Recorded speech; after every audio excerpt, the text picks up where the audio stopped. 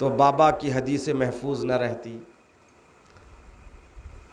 زرارہ سے جیسے 30,000 حدیثیں انہوں نے امام باقر علیہ السلام سے نقل کی ہے، اور 16,000 حدیثیں امام جعفر الصادق علیہ السلام سے نقل کی ہے۔ اور یہ فرماتے ہیں کہ میں نے امام محمد باقر علیہ السلام کو یہ کہتے سنا، آپ نے فرمایا اسلام کی بنیاد 5 چیزوں پر ہے۔ 5 چیزیں ہیں جس پر اسلام کی بنیاد ہے۔ وہ 5 چیزیں ہیں: نماز، زکوٰۃ، حج، روزہ اور ولایت۔ اصول اور فروع کو یکجا کر کے 5 چیزوں کو امام نے بتایا کہ دین میں جتنی چیزیں ہیں ان میں سب سے زیادہ باہمیت یہ 5 چیزیں ہیں: نماز، زکوٰۃ، حج، روزہ اور ولایت۔ جناب زرارہ نے پوچھا ان سب میں سب سے زیادہ افضل اور بافضیلت کون سی چیز ہے؟ تو امام نے فرمایا ولایت، اور اس کے بعد دلیل بھی دی ہے۔ دلیل یہ ہے لِأَنَّهَا مِفْتَاحُهُنَّ، ولایت تمام عبادتوں کی کنجی ہے۔ صلوات پڑھیں محمد والے محمد کی شان میں۔ اور اسی طرح امام جعفر الصادق علیہ السلام کی حدیث ہے لا تقبل العبادات الا بولایتنا، کسی کا کوئی عمل کوئی عبادت قبول نہیں ہو سکتی ہمارے ولایت کے بغیر۔ تو عزیزان محترم، میں اکثر کہا کرتا ہوں عبادت اور عادت میں فرق ایک بے کا ہے۔ بے اگر ہے تو وہ عبادت ہے، بے کو ہٹا لے تو وہ عبادت عادت بن جاتی ہے۔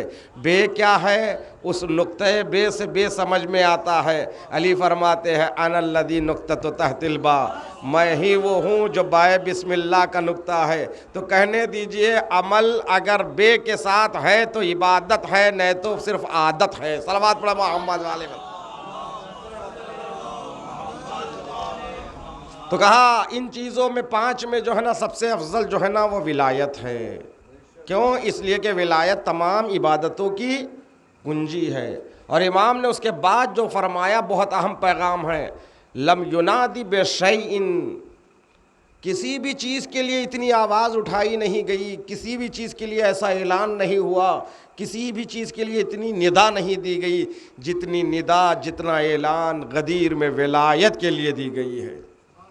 اسی لیے رسول اسلام نے خطبہ غدیر میں فرمایا حاضر غائب تک پہنچائے اعلان کو، باپ اپنے بیٹے تک پہنچائے۔ تو اس کا مطلب غدیر ایک دن کا نام نہیں ہے، غدیر ایک جگہ کا نام نہیں ہے، غدیر ایک مکتب فکر کا نام ہے، غدیر طہارت کا نام ہے، غدیر سخاوت کا نام ہے، غدیر شجاعت کا نام ہے، غدیر علم کا نام ہے، غدیر عمل کا نام ہے، غدیر زہد کا نام ہے، غدیر تقویٰ کا نام ہے، غدیر نمازوں کا نام ہے، روزوں کا نام ہے، عبادتوں کا نام ہے، مگر وہ نمازیں وہ روزے جو ولایت علی کے ساتھ ہو۔ ولایت علی ولایت خدا دونوں الگ نہیں ہیں۔ جو اللہ کی ولایت ہے وہی رسول کی ولایت ہے، جو رسول کی ولایت ہے وہی علی کی ولایت ہے۔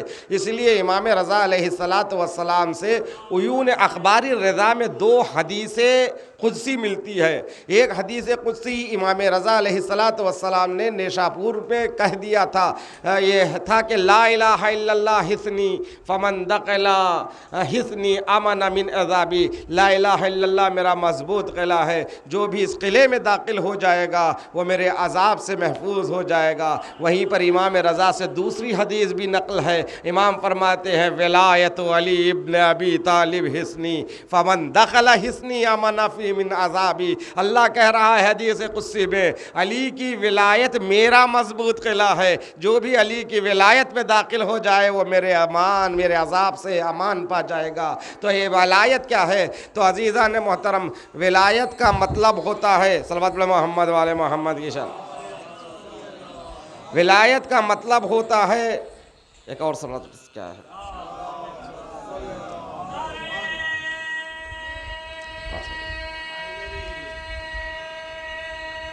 حیدری اللہ علی۔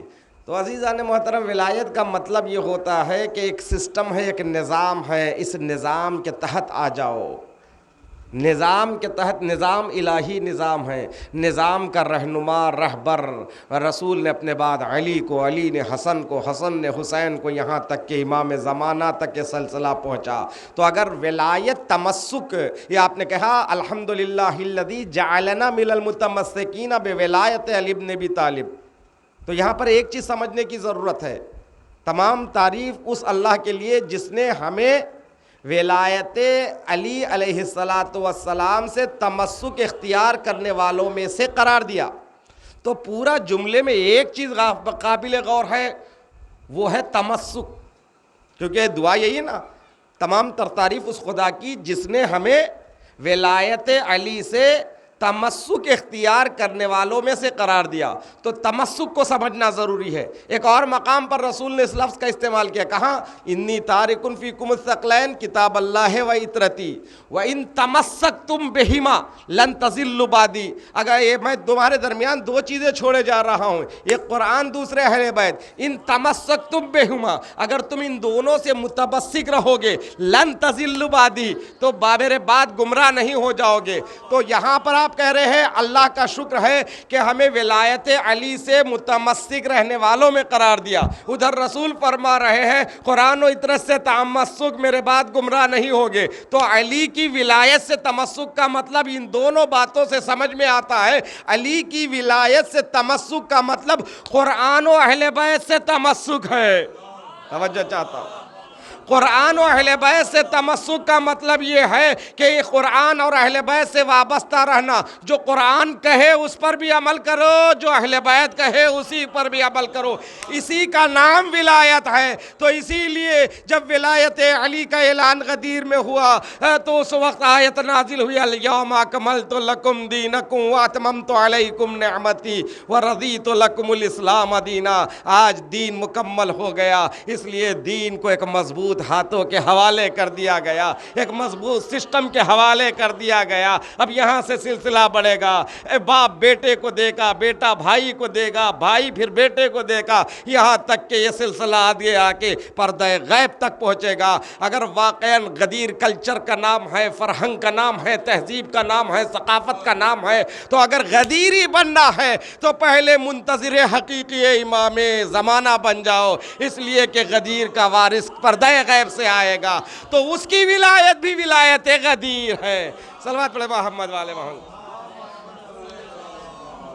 اللہم انی اسألک بحق محمد وانت المحمود وبحق علی وانت العالی وبحق فاطمہ وانت فاطر السماوات والارض وبحق الحسن وانت المحسن وبحق الحسین وانت قدیب الاحسان وبحق الائمۃ التسعۃ المعصومین من ذریۃ الحسین علیہ السلام۔ بار الہ واسطہ محمد والے محمد کا جہاں جہاں بھی شیعان حیدر کرار آباد ہے، ان کی جان مال عزت آبرو اور ناموس کی حفاظت فرما، کوئی غم نہ دے سوائے غم حسین کے۔ مالک واسطہ محمد والے محمد کا جو حضرات اس وقت فرش محفل پر بیٹھے ہوئے، ان کے دلی شرعی مرادوں کو برلا۔ پروردگارہ ہم میں جو بیمار ہوں ان کو شفائے کامل و عاجل عطا فرما۔ پروردگارہ واسطہ محمد والے محمد کا ہم میں جو مقروض ہے ان کو خزانہ غیب سے عطا فرما۔ پروردگارہ ہم میں جو پروردگار حاجت مندان ہیں، حاجت روا کی بارگاہ میں بیٹھے ہیں، حاجتوں کو برلا۔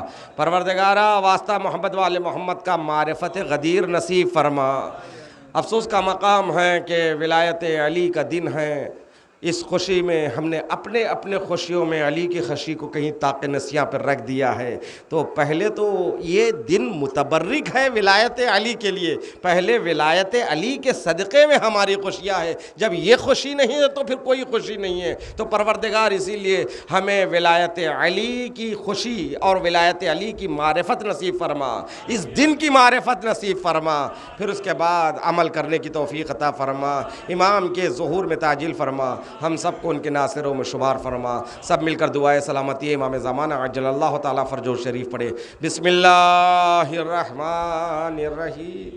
اللہم کل ولیک الحجت ابن الحسن صلواتک علیہ وعلی آبائہ فی هذه الساعة وفی کل ساعة ولیا وحافظا وقائدا وناصرا ودلیلا وعینا حتی تسکنہ ارضک طوعا وتمتعہ فیہا طویلا۔ اللہم صلی اللہ محمد۔